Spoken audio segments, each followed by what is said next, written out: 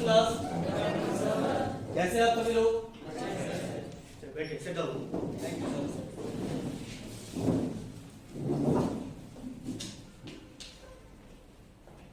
आशा करता हूँ सभी लोग स्वस्थ होंगे, ठीक होंगे।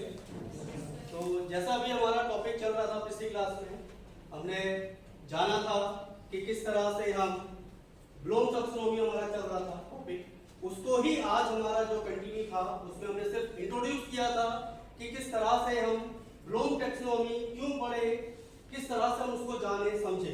तो वो हम देखेंगे आज।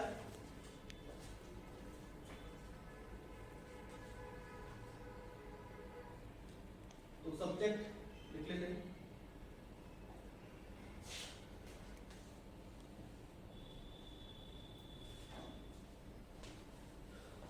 तो जैसा भी हमने पिछली क्लास में इंट्रोड्यूस किया था सिर्फ ब्लूम टैक्सोनॉमी, उसको ही आगे कंटिन्यू करते हैं।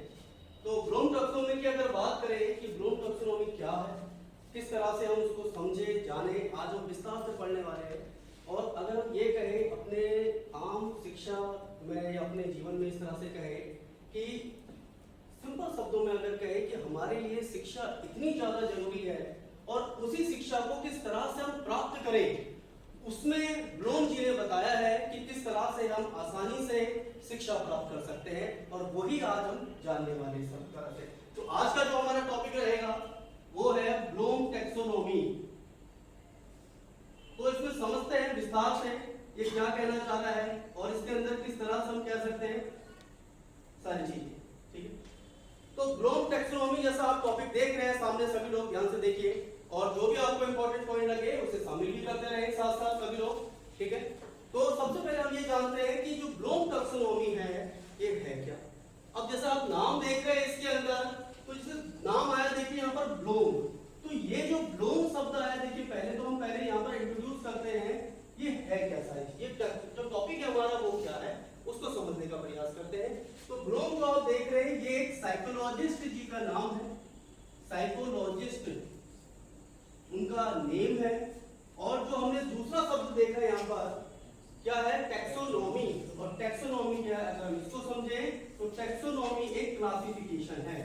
टैक्सोनॉमी की अगर हम बात करें ये क्या है, क्लासिफिकेशन है। अब शब्द ये भी आता है कि क्लासिफिकेशन किसका है, अगर यहाँ पर हम बात करें तो क्लासिफिकेशन की अगर हम बात करें यहाँ पर क्लासिफिकेशन है इंस्ट्रक्शनल ऑब्जेक्टिव का, ठीक है। इसको शब्द को समझते हैं क्या कहना चाह रहा है, इंस्ट्रक्शनल ऑब्जेक्टिव। इंस्ट्रक्शनल ऑब्जेक्टिव की अगर हम बात करें, देखिए दिख रहा है सभी को प्रॉपर तरीके से, हाँ चलिए ठीक है। तो इंस्ट्रक्शनल ऑब्जेक्टिव की अगर हम बात करें कि अनुदेशात्मक उद्देश्य, जो भी हम कार्य कर रहे हैं, जो हम शिक्षा ले रहे हैं प्राप्त, वो हमारा उद्देश्य क्या है उसको प्राप्त करने का, हम किस तरह से उसको समझे, किस तरह से जाने। तो इसमें अगर हम यहाँ पर समझने का प्रयास करें तो हर किसी का मत था अलग अलग कि शिक्षा प्राप्त की जाती है। जैसे आप लोगों के अनुसार अगर हम देखें यहाँ पर कोई भी आप चाहे तो बता सकते हैं कि जैसे इसमें बोला गया था कि ब्लूम जी के द्वारा कि कोई भी व्यक्ति अगर शिक्षा प्राप्त कर रहा है तो वो सिर्फ क्या कर रहा है, सिर्फ ज्ञान ले रहे हैं। कोई भी थ्योरी है, कोई भी सिद्धांत है, उसमें क्या कर रहे हैं, सिर्फ ज्ञान प्राप्त कर ले रहे हैं। दूसरा, किसी व्यक्तियों का और लोगों का भी अलग अलग कहना होता है कि हम क्या करें, सिर्फ प्रैक्टिकल बता दे, प्रैक्टिकल आसानी से समझा दे और थ्योरी अपना भी सीख जाएंगे। और कुछ लोगों का ये मत था, अलग अलग मत थे बहुत सारे, जिनका कुछ लोगों का ये मत था कि हम क्या करें, इनको उस टॉपिक, उस ज्ञान से भावनात्मक रूप से जोड़ दें। अगर भावनात्मक रूप से हम उनको जोड़ देते हैं वो अपना भी स्वतः ही स्वयं तरीके से सही तरीके से कार्य करेंगे। तो लोगों का अलग अलग मत है कोई कार्य को करने के लिए। तो यहाँ पर जो बहुत सारी अलग अलग मत है, तो वो मत को ब्लूम जी ने अलग तरीके से, प्रॉपर तरीके से समझाने का प्रयास किया, ठीक है। तो यहाँ पर हम देखते हैं आगे, तो ब्लूम जी के द्वारा और उनकी टीम के द्वारा अगर हम बात करें, यहाँ पर 3 डोमेन बताए गए हैं, 3 डोमेन बताए गए हैं कि आप ध्यान रखें, ठीक है। 3 डोमेन, उसको नोट कर लेते हैं कौन कौन से डोमेन है। यहाँ पर 3 डोमेन बताए गए। सबसे पहला डोमेन है, ध्यान से समझेगा सभी लोग, ये जो डोमेन अभी हम डिस्कस करने वाले हैं वो डोमेन हमें शिक्षा किस तरह से प्राप्त करनी है वो सिखाते हैं, वो बताते हैं। तो ब्लूम जी के द्वारा और उनकी टीम के द्वारा 3 डोमेन दिए गए हैं, उनको समझते हैं। कॉग्निटिव डोमेन, पहला पॉइंट आया कॉग्निटिव डोमेन, जिसको हिंदी में भी आप लिख सकते हैं संज्ञानात्मक, हिंदी में भी आप लिख सकते हैं, लिख लीजिए आप साथ साथ, संज्ञानात्मक, संज्ञानात्मक पक्ष हम इसको कहते हैं। ठीक है, दूसरा पॉइंट नोट कर लेते हैं, एक टेबल भी हम शामिल कर लेंगे इन कॉग्निटिव डोमेन के अंदर भी कौन कौन से ऐसे पक्ष है जिनको हम आसानी से समझ सके। दूसरा आता है अफेक्टिव डोमेन, दूसरा आता है अफेक्टिव डोमेन। जो एक अफेक्टिव डोमेन है इसको हम बोलते हैं भावनात्मक, यानी हमारे भाव से जुड़ा हो, हमारे इंटरेस्ट, हमारे कार्य करने के तरीकों से जुड़ा हो, उसको हम बोलते हैं अफेक्टिव डोमेन। ठीक है, इसके बाद नंबर थर्ड आता है साइकोमोटर डोमेन, यानी साइको यानी ये कहा जा रहा है इसमें एक शब्द आया है इसमें मोटर। मोटर शब्द क्या होता है, जो फिजिकली वर्क की बात कहता है उसको हम कहते हैं मोटर। ठीक है, क्लियर हो सभी को यहाँ पर पॉइंट? ठीक है, ध्यान से समझिएगा आप सभी लोग, साइकोमोटर डोमेन। तो साइकोमोटर डोमेन को हम क्या कह सकते हैं यहाँ पर, क्रियात्मक, क्रियात्मक पक्ष हम कह सकते हैं, यह ध्यान रखिएगा सभी लोग। ठीक है, तो देखिए तीन शब्द यहाँ पर आए, यहाँ पर डोमेन तीन दिए गए हैं और इसको आसानी से हम याद कर सकते हैं। कॉग्निटिव डोमेन, बोलिए सभी लोग साथ में, क्या है? पहला कॉग्निटिव डोमेन है, दूसरा अफेक्टिव डोमेन, वेरी गुड, तीसरा साइकोमोटर डोमेन। देखिए इसमें अगर हम सरल शब्दों में कहें कि जो तीन डोमेन बताए गए हैं ब्लूम जी के द्वारा और उनकी टीम के द्वारा, इसमें हमने कहा इस, अगर हम बात करें यहाँ पर कॉग्निटिव डोमेन है, तो ये कॉग्निटिव डोमेन से हमें क्या सीखने के मिल रहा है? अगर कॉग्निटिव डोमेन की बात करें तो हमें ज्ञान मिल रहा है, हमें नॉलेज मिल रही है। ये आप शब्द भी नोट करते रहे साथ साथ, क्या हमें सीखने के मिल रहा है? देखिए ज्ञान सीखने के लिए मिल रहा है, यानी किसी भी कार्य को करने का, जानने का, समझने का ज्ञान। जैसे कहीं पे हम मशीन कोई खोल रहे हैं, उस मशीन को हम कैसे ओपन करें, कैसे स्टार्ट करें, कैसे चलाएं, उसका हमारे पास ज्ञान हो, और उसे कैसे क्लोज करना है, बंद करना है, उसका हमारे पास ज्ञान हो, और ज्ञान होना जरूरी है। नेक्स्ट कह रहा है, देखिए यहाँ पर दूसरा शब्द आया है यहाँ पर कि इसमें हमें क्या सीखने के लिए मिल रहा है?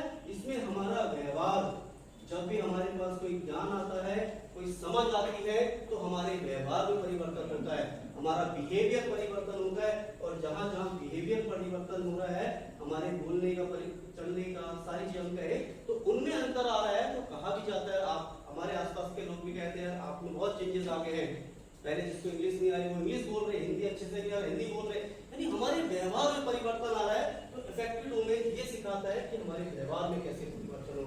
और तीसरा शब्द क्या है? देखिए साइकोमोटर डोमेन, जो खुद अपने आप में क्या कह रहा है? फिजिकल एक्टिविटी, कि हम किस तरह से आसानी से किसी कौशल को जाने, किसी कार्य को करना सीखे। तो क्या शब्द आया देखिए यहाँ पर? कौशल। तो तीन शब्द आए देखिए यहाँ पर, पहला डोमेन बोलिए क्या है? कॉग्निटिव डोमेन, दूसरा अफेक्टिव डोमेन, तीसरा साइकोमोटर डोमेन। जो पहला कॉग्निटिव डोमेन है वो हमें क्या सिखा रहा है? ज्ञान, यानी कोई भी कार्य को हम किस तरह से करें उसका ज्ञान हमारे पास हो। अफेक्टिव डोमेन हमें क्या सिखा रहा है? हमारे व्यवहार को सिखा रहा है, हम व्यवहार कैसा करें, किससे कैसा समझ के बोलना है। और तीसरा शब्द हमें क्या सिखा रहा है? Psychomotor domain. अब साथ ही साथ हम ये भी शामिल कर लेते हैं इसके अंदर, ये दिया किसने है और कौन से सन में दिया है।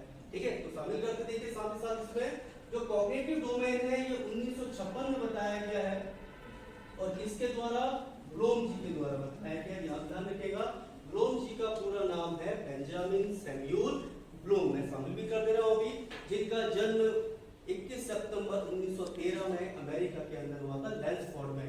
ठीक है, 1913 में जन्म हुआ था लैंसफोर्ड के अंदर। पूरा नाम शामिल कर देना उनका, देखिए बेंजामिन सैमुअल ब्लूम। आपको एक शब्द याद होगा, देखिए सैमुअल शब्द सुन के एक शब्द याद आया होगा कि एक क्रिकेटर भी है सैमुअल। ठीक है, यानी मार्क लॉन सैमुअल जो वेस्ट इंडीज के खिलाड़ी है। कभी कभी हम ऐसे शब्दों को याद करके और आसानी से दूसरे शब्द में रिलेट कर सकते हैं। ठीक है, इनका ब्लूम जी। दूसरा देखिए यहाँ पर नेक्स्ट देखते हैं अफेक्टिव डोमेन। अफेक्टिव डोमेन लगभग हमारा यहाँ पर 64 में बताया गया है।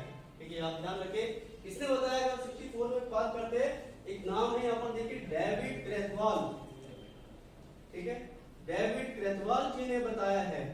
ठीक है, ये भी अमेरिका के रहने वाले हैं और ये ब्लूम जी के शिष्य हैं।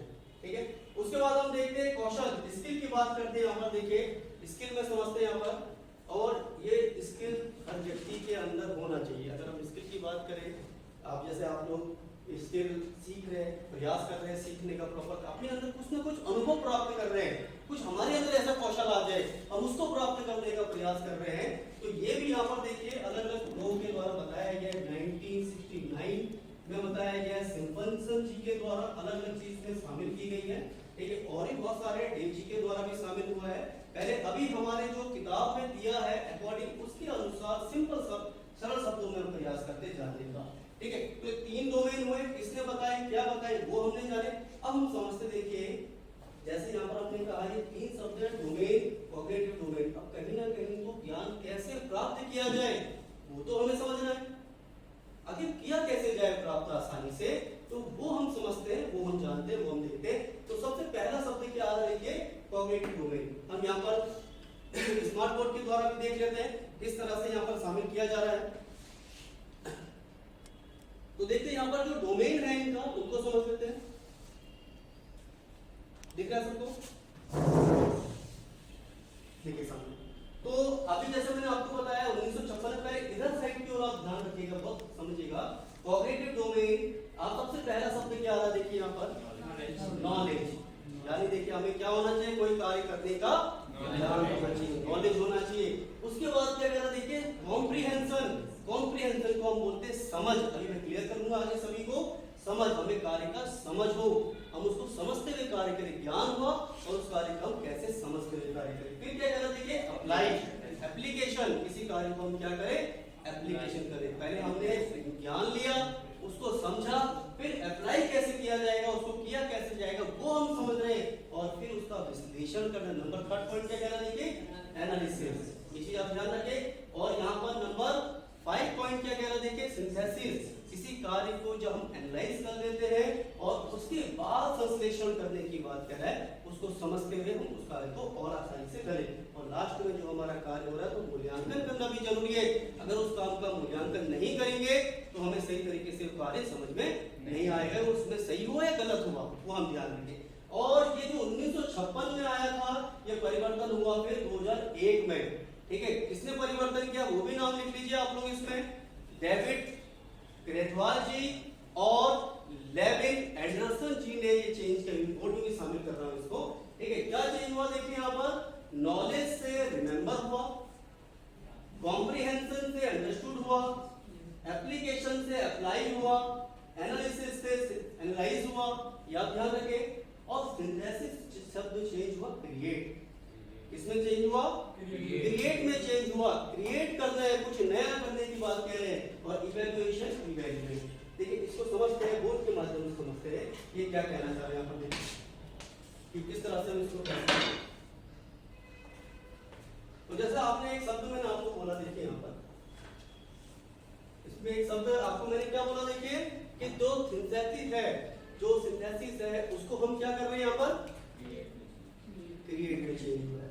अब क्रिएट की अगर हम बात करें यहाँ पर सरल शब्दों में समझने का प्रयास करते हैं, कोई कार्य को हमने मूल्यांकित किया, इवैल्यूएशन किया, किसी काम का मूल्यांकन किया, तो हमने पाया कुछ कमियां निकली उसको या कुछ अधूरापन निकला, तो हमें क्या करना है फिर उसके बाद क्रिएट करना है। इसलिए ये शामिल किया गया है, चेंज किया गया है, ठीक है। किसने चेंज किया है वो मैं लिख दे रहा हूं यहाँ पर देखिए, चेंज हुआ है जो वो किसने चेंज किया है, दो नाम है यहाँ पर, लेविन एंडरसन, ठीक है, एंड डेविड क्रेथवाल। ये दोनों शिष्य है ब्लूम जी के, इन्होंने चेंज किया, ठीक है। क्लियर है बात सभी को यहाँ पर, ठीक है। अब उसके बाद देखिए यहाँ पर अभी हमने बात जो करी, ये सारी बात किसकी थी, कॉग्निटिव की। कॉग्निटिव में सबसे पहला क्या आया देखिए, नॉलेज। दूसरा क्या आया, कॉम्प्रिहेंशन। सभी लोग बोले क्या आया देखिए, दूसरा कॉम्प्रिहेंशन, उसके बाद एप्लीकेशन, उसके बाद एनालाइज या एनालिसिस हम कह सकते हैं, ठीक है। और उसके बाद सिंथेसिस और इसको सरल शब्दों में अगर याद करना है तो एक ट्रिक मैंने बनाई है जो आपको बहुत सरल तरीके से याद हो जाएगी। देखिए एक वर्ड क्या आ रहा है, CASE, काशी, यानी बहुत सरल शब्दों से हमें याद हो जाएगा, नॉलेजेबल हम आसानी से याद कर सकते हैं। ये सबसे छोटा, लोएस्ट और सबसे हाईएस्ट, यानी क्वेश्चन भी अगर हमारे सामने आ जाए, ऐसे क्वेश्चन आ जाए, पूछता है क्वेश्चन पेपरों में कि सबसे लोएस्ट लेवल कौन सा है, आप देख रहे हैं सबसे लोएस्ट सबसे नीचे लिखा है ना, ऐसी सबसे ऊपर हाईएस्ट है। तो इसमें क्या आ रहा है, सबसे छोटा, सबसे लोएस्ट और सबसे बढ़ते हुए क्रम में सबसे हाईएस्ट। ठीक है, ये क्वेश्चन हमारे बन सकते हैं, ये आप ध्यान रखें। और ऐसा भी क्वेश्चन हमारे इसमें पूछे जाते हैं पेपरों में कि अगर आपके सामने नॉलेज ना दिया हो और फिर ये ऑप्शन हो और पूछ ले कि लोएस्ट कौन सा है, फिर क्या होगा, कॉम्प्रिहेंशन। क्लियर हो रहा सभी को बात, यहाँ पर समझ में आ रही है कि किस तरह से ऐसे क्वेश्चन भी थोड़ा सा कॉम्प्लिकेशन भी क्वेश्चनों में शामिल हो सकता है, वो भी आप ध्यान रखें। ठीक है, अब हम चलते हैं देखिए इसकी ओर, कॉग्निटिव के बाद अफेक्टिव में। अफेक्टिव की अगर हम बात करें तो इसमें 6 शब्द आ रहे हैं, यहाँ कितने शब्द आ रहे हैं, 5 शब्द आ रहे हैं। ठीक है, कौन कौन से शब्द आ रहे हैं उनको हम चलिए बोर्ड के माध्यम से देख लेते हैं, स्मार्ट बोर्ड के माध्यम से। कौन कौन से बोर्ड है, कौन कौन से किस तरह से सारी चीजें देख लेते हैं। आप देख पा रहे हो, देखिए स्क्रीन पे इस तरह से। सबसे पहला वर्ड देखिए रिसीविंग, आर। ठीक है, ध्यान समझिएगा, पहला वर्ड क्या है यहाँ पर, रिसीविंग। फिर क्या आता है देखिए रेस्पोंडिंग, फिर आर। ऐसे भी ट्रिक के माध्यम से आप याद कर सकते हैं। और उसके बाद क्या है वैल्यूइंग, और उसके बाद ऑर्गेनाइजिंग और कैरेक्टराइजिंग। अब सरल शब्दों में समझते हैं, क्या कह रहे हैं, रिसीविंग हम क्या कर रहे हैं, अपने अंदर धारण कर रहे हैं। जब हम खुद चाह रहे हैं, हम सीखना है हमें, तो हम अपने अंदर धारण कर रहे हैं किसी ज्ञान को। फिर उसके अनुसार रेस्पॉन्ड कैसे किया जाए, कैसे समझते हुए उसे आगे बढ़ाया जाए, और उसकी एक वैल्यू बना रहे हैं कि हाँ ये काम इंपॉर्टेंट है, ये कम है, ये ज्यादा है। और वैल्यू बन रहा है तो उसको ऑर्गेनाइज कर रहे हैं, संगठित कर रहे हैं उस काम को। और जब वो संगठित हो रहा है तो उस काम से हमारा कैरेक्टराइजिंग हो रहा है। कैरेक्टराइजिंग हम कैसे कह सकते हैं, देखिए अगर किसी काम को हमारे अंदर वो शामिल हो जाए या हमें वो काम करना आ जाए तो एक कैरेक्टर जनरेट होता है, हाँ ये व्यक्ति ना इस काम को कर सकता है, हाँ ये व्यक्ति को ये नॉलेज है, ये काम ये भी जानते थे। बहुत लोग आपके ही सर्कल में या परिचित में ऐसे जिन्हें कंप्यूटर की बहुत अच्छी नॉलेज होगी, या बहुत ऐसे लोग हैं जिन्हें क्या है मार्केटिंग का बहुत अच्छा नॉलेज होगा, सारे कहाँ पर अच्छा सामान मिलता है, कहाँ पर प्रोडक्ट अच्छा है, यानी कुछ ना कुछ सबके अंदर है नॉलेज। ठीक है, वो कैरेक्टर बन गए, यानी इस व्यक्ति के अंदर इस चीज का पढ़ाई में बहुत अच्छा हो, कोई प्रैक्टिकल में बहुत अच्छा है, तो उनको अगर हम कह सकते हैं कि उनके कैरेक्टर बन गया उसके अनुसार, इसका ज्ञान उनको बहुत अच्छा है, उस तरह से हम कह सकते हैं। तो क्या क्या शब्द आगे देखिए, receiving, bonding, valuing, organising and characterising. देखिए कैसे याद कर सकते हैं आप लोग इसमें, RRBOC याद ध्यान रखिए। ठीक है, RRBOC, RRBOC अगर हम बात करें यहाँ पर क्या है, देखिए पहला वर्ड है रिसीविंग, दूसरा रेस्पोंडिंग, फिर वैल्यूइंग, ऑर्गेनाइजिंग, कैरेक्टराइजिंग। ठीक है, तो इस तरह से हम इसको याद कर सकते हैं। एक छोटी सी ट्रिक बनाइए जिससे आप आसानी से याद कर सकते हो, ये चीज आप ध्यान रखें। जैसे अगर हम इसको कैसे याद करें और इसमें कैसे ट्रिक शामिल कर दी गई है, यानी रिक्रूटमेंट रूल ऑफ वोकेशनल, यानी एक रिक्रूटमेंट रूल बना दिया है जो वोकेशनल के लिए हम कैसे पेपर दे, किस तरह से। ठीक है, तो यहाँ 2 तक हमने पॉइंट जाने, 2 तक हमने समझा इसको। तीसरा वर्ड जानते हैं, तीसरा सबसे इंपॉर्टेंट कहूंगा क्योंकि ये हमें बना है प्रॉपर तरीके से, क्योंकि हमारे बोला जाता है कि हाथों में हुनर हो जाए, हम अपना काम, अपना बिजनेस कहीं भी जाए खोल सकते हैं, आसानी से कोई भी काम कर सकते हैं। आपने देखा होगा मार्केट में जब आप लोग जाते हैं तो छोटी छोटी सारी दुकानें भी, वो भी बहुत अच्छा बिजनेस कर रहे हैं अपना। ठीक है, या फिर एक बड़ी, यानी उनके हाथों में जो हुनर है वो हमारे अंदर जो स्किल आ जाए, अब वो स्किल कैसा आएगा, ठीक है, जानना चाहिए सब लोग कैसा है स्किल। ठीक है, तो वो स्किल समझते हैं, वो हमारे अंदर स्किल कैसा है, किस तरह से है। तो इसके लिए भी कितने पॉइंट मैंने आपको बोले थे पहले, 6 पॉइंट है, 6 पॉइंट है। उन 6 पॉइंट को कौन कौन से, अब मैं यहाँ पर लिख रहा हूँ, यहाँ पर इससे लिख रहा हूँ। देखिए पहले एक एक करके सारे पॉइंट को समझने का प्रयास करिए। पहले एक ट्रिक मैं लिख दे रहा हूँ जिससे वो ट्रिक से याद हो जाए, PGMCAO, ये ट्रिक बनाइए जिससे ये सारे वर्ड हमें आसानी से याद हो जाए। ठीक है, शामिल कर लीजिएगा आप लोग। और पेपरों में इनसे पूछा जाता है सीक्वेंस है जिससे आप लोगों को प्रॉपर तरीके से याद हो जाए, आसानी से याद हो जाए। इस P से क्या है, देखिए यहाँ पर मैं शामिल कर ले रहा हूँ, चलिए बोर्ड से देख लेते हैं यहाँ पर।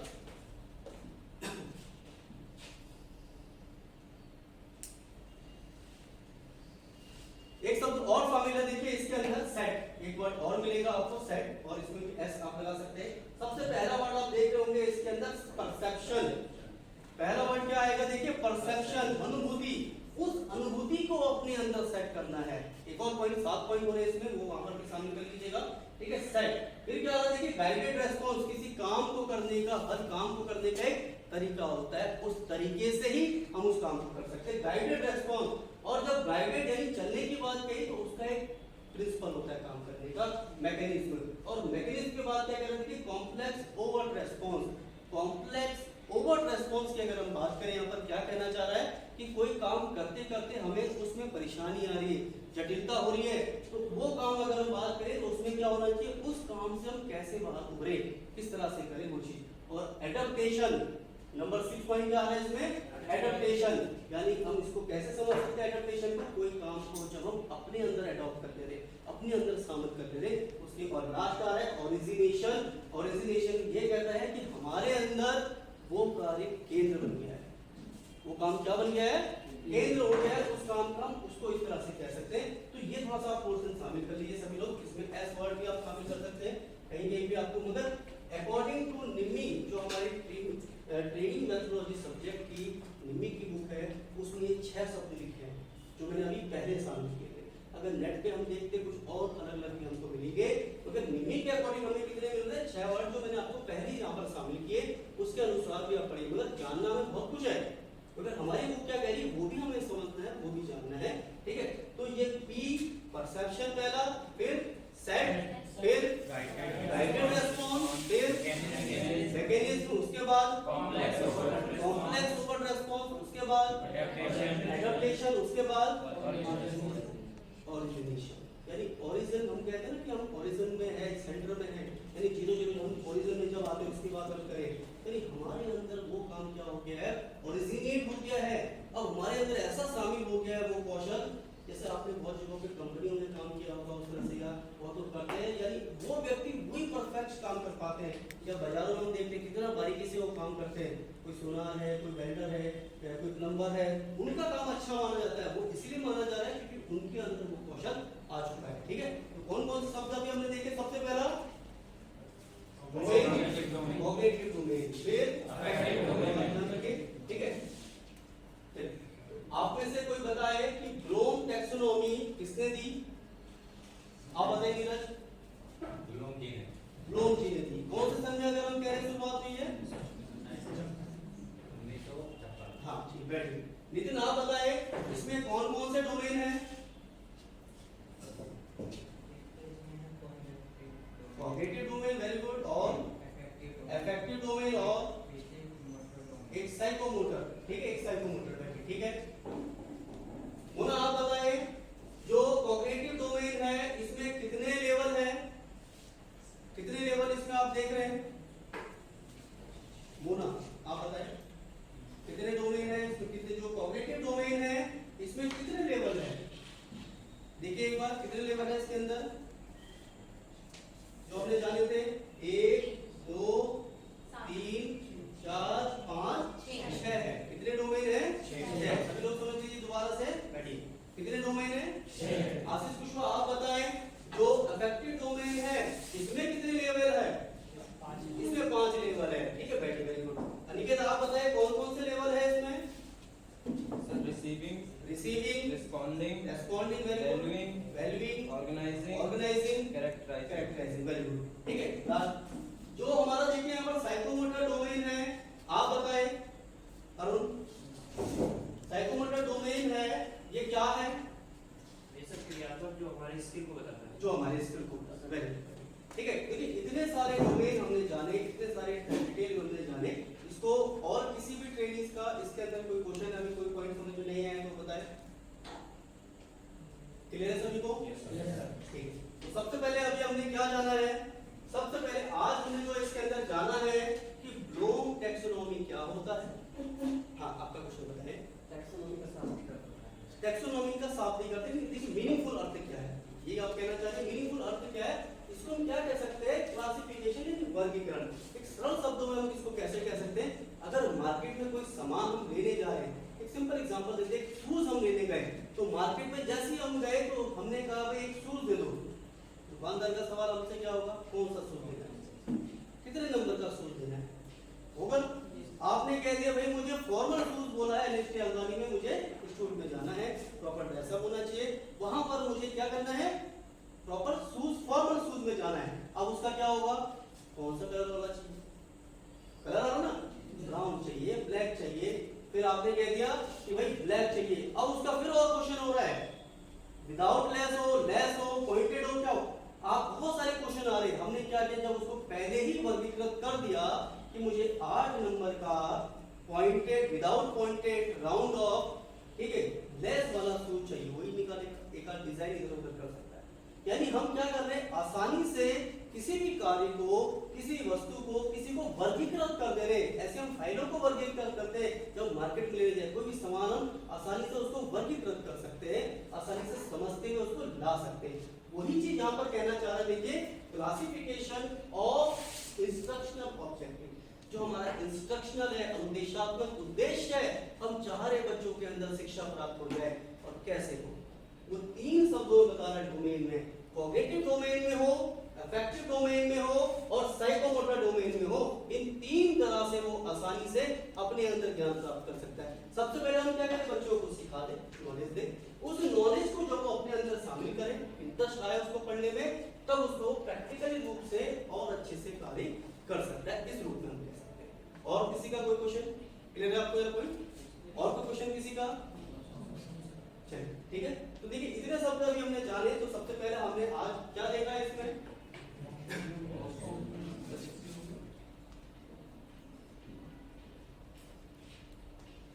ठीक है, तो इसमें अभी हमने सबसे पहले क्या जाना, देखिए यहाँ पर ब्लूम टैक्सोनॉमी, आज का जो हमारा टॉपिक है इसमें ब्लूम टैक्सोनॉमी, ठीक है। ब्लूम टैक्सोनॉमी क्या है, आगे हम जो नेक्स्ट क्लास में जानेंगे। इसी के बाद, ठीक है, जो हमारा ब्लूम टैक्सोनॉमी के बाद एक हमारी नई यूनिट शुरू होने वाली है, 5th यूनिट, इसका नाम है इंस्ट्रक्शनल टेक्नोलॉजी, जो अपने आप में बहुत ज्यादा इंपॉर्टेंट है। आप उसको सभी लोग देख के आइएगा, और नेक्स्ट क्लास में हम उसको डिस्कस करेंगे, ठीक क्लास।